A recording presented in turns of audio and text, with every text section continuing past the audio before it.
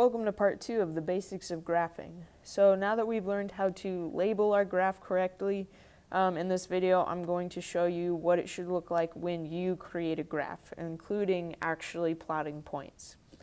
So in economics, we use what's called a schedule, which is this chart over here. In math class, it might be called a T-chart or a data table or something like that. For economics, our vocab word here is a schedule. Okay?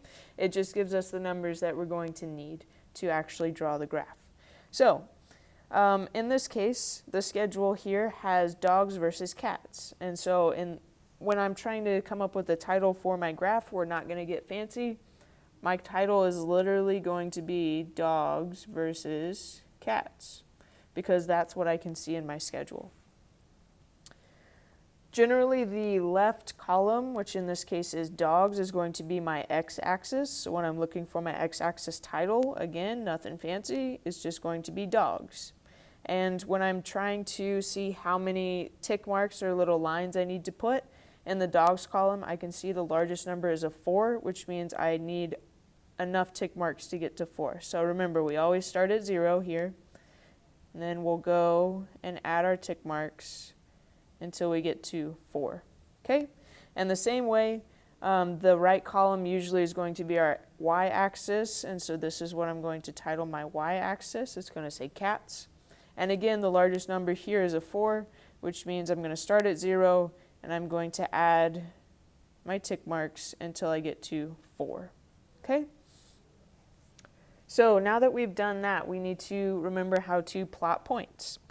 Well, to plot points, all we do is we use the axis and we count. So in this case, the first data point is 4 and 0. So I'm going to count over on the x-axis to the 4.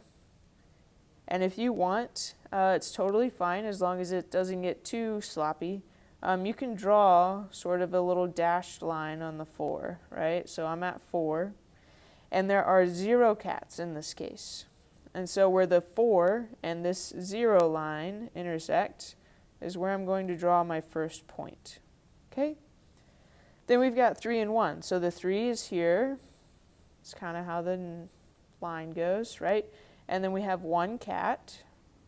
And where those intersect, I'll draw my next point. And we'll keep doing it the same way. So the 2 and the 2, where those intersect, 1 dog, and this time 3 cats. Those intersect. And then we have 0 dogs, so we'll be on this axis, and we have 4 cats. And so now that we've got all of our data points plotted, I can go ahead and draw my line connecting the points. And that is the relationship or the visual representation of dogs versus cats in this case. Okay? So just to review, please make sure that you title everything. Even if you flipped cats and dogs, as long as you title it, I will at least be able to tell if you sort of know how to graph the points correctly. Okay? If you have questions, please let us know. This is probably the last time we're going to go over the graphing basics.